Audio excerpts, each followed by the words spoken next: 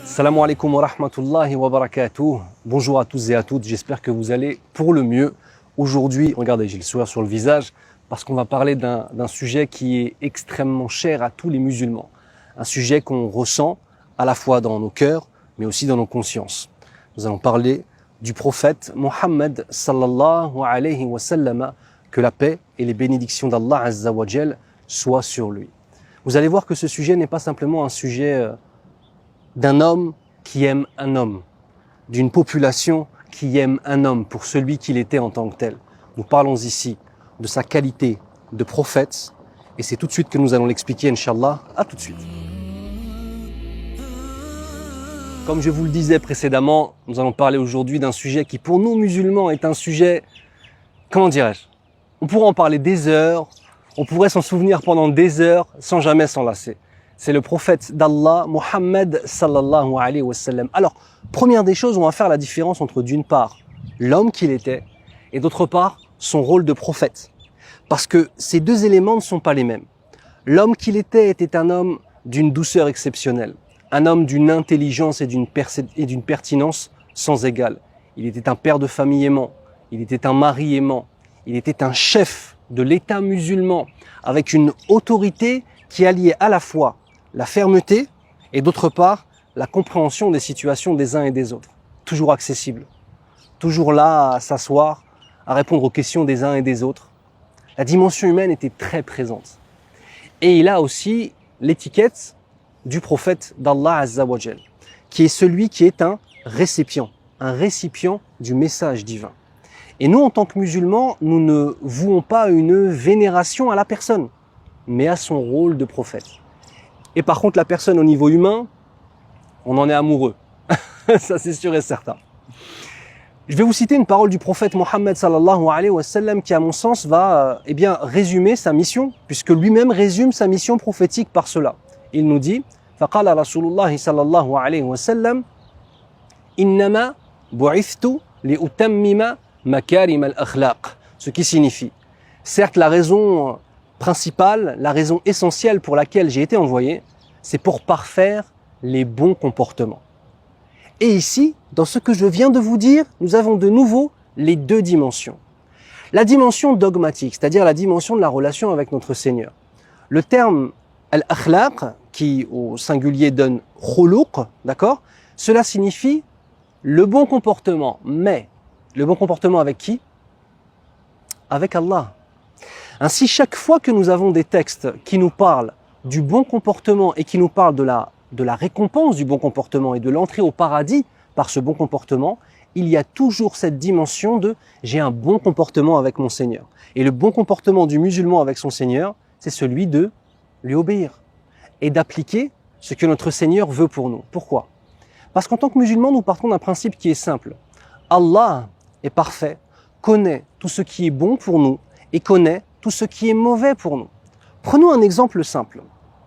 L'interdiction de l'alcool en islam. Vous savez, et si parmi vous, il y a des gens qui me regardent et qui ont dans leur famille des gens qui sont tombés dans l'alcoolisme, vous saurez exactement de quoi je parle. La majorité des femmes battues sont battues lorsque le mari est en état d'alcoolémie. La majorité des femmes qui peut-être seront trompées et tromperont peut-être leur mari et se retrouveront dans des situations très compliquées, c'est sous effet d'alcool. La majorité des accidents de voiture en France et dans le monde sont faits sous l'effet d'alcool. Le budget de la santé française pour tenter de répondre aux maladies causées par l'alcool en France est un budget qui est énorme. Ici, nous avons nos patients qui nous disent que boire de l'alcool, c'est agréable. Et bien évidemment, c'est agréable de boire de l'alcool, puisque cela provoque en nous tout un état spécifique. Mais, pour aller plus loin, Allah Azza wa Jal, lui a une vision qui est bien évidemment parfaite et globale. Et il sait exactement ce qui est bien ou mauvais pour nous. Allah nous dit وَعَسَى أَن تَكْرَهُ شَيْئًا وَهُوَ خَيْرٌ لَكُمْ وَعَسَى أَن تُحِبُّوا شَيْئًا وَهُوَ شَرٌّ لَكُمْ وَاللَّهُ يَعْلَمُ وَأَنْتُمْ لَا تَعْلَمُونَ. Et peut-être qu'il y a une chose que vous aimez alors qu'elle est mauvaise pour vous. Et une chose que vous allez détester alors qu'elle est bonne pour vous. Et Allah sait alors que vous ne savez pas. Vous voyez cette conception-là des choses? C'est la conception des musulmans. Lorsque j'ai confiance en mon Seigneur et que je l'aime et que je lui obéis, je suis en train d'avoir le bon comportement avec lui. Et ce n'est pas simplement le fait de rentrer au paradis par le fait de faire un sourire, même si on a un hadith du prophète sallallahu alayhi wa sallam qui nous dit dans le sens, tout sourire que tu donnes à ton frère est une aumône pour toi, masha'Allah. Mais on n'est pas en train de parler de ça ici. On parle d'être droit et d'avoir un bon comportement avec Allah, par le biais de réaliser ce que je vous ai expliqué dans la vidéo précédente, le tawhid, c'est-à-dire l'unicité absolue d'Allah. Ça, c'est la première partie du hadith. La deuxième dimension du hadith, c'est « je n'ai été envoyé que pour parfaire les bons comportements ». Une fois que la dimension avec le divin est faite, on a la dimension avec les créatures. Et ainsi, j'aurai un bon comportement avec les créatures qui m'entourent. Un bon comportement avec ma mère, avec mon père, avec mes enfants, avec mon patron, avec mes employés, avec les passants, avec ceux qui partagent les mêmes convictions que moi, que ce soit de façon religieuse ou de façon politique, de façon dogmatique ou spirituelle ou philosophique ou que sais-je encore. Avoir en fait un tampon, un élément en fait entre toi et moi. Il n'y a pas que ma personne et mes passions, ma personne et mon vécu. Ta personne et tes passions et ta personne et ton vécu. Il y a entre nous deux un élément qui va s'appeler l'islam. Et ce ne sera pas un mur entre nous. Attention, ce sera un amplificateur de bien entre toi et moi. Parce que je saurai que je me dois de vouloir ton bien. Je saurai que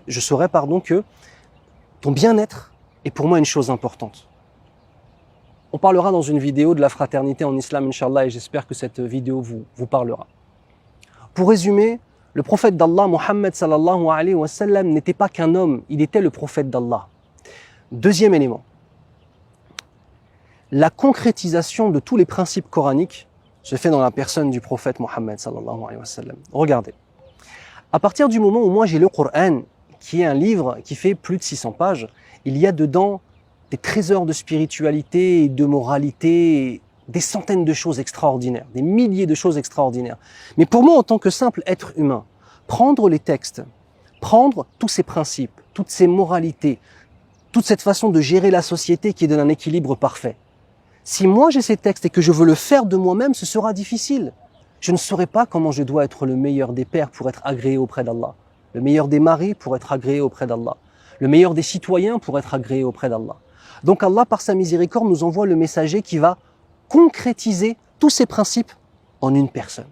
Ainsi, je sais comment faire pour adorer mon Seigneur dans toutes les dimensions de ma vie. Pas simplement au niveau spirituel et intellectuel, mais aussi, écoutez bien, dans ma façon de marcher, dans ma façon de parler, dans ma façon de manger, dans ma façon de dormir. Tous ces éléments-là, nous musulmans, nous appelons ceci-là la sunna. La sunna, c'est-à-dire que c'est un élément que l'on va observer, apprendre, intérioriser et appliquer. Ainsi, dans la façon, pour vous donner un exemple, dans la façon dont ma barbe est mise, je tente de suivre l'exemple du prophète Mohammed sallallahu alayhi wa sallam.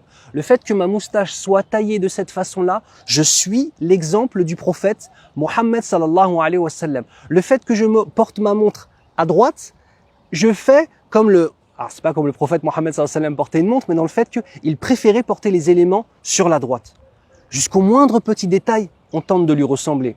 Et qu'on soit bien clair, il y a des personnes qui passent leur vie à admirer des joueurs de foot et qui feraient tout ce qu'ils pourraient pour, leur ressembler. Eh bien moi, l'honneur que je peux avoir, c'est de tenter de ressembler au meilleur des hommes, le prophète Mohammed sallallahu alayhi wa sallam.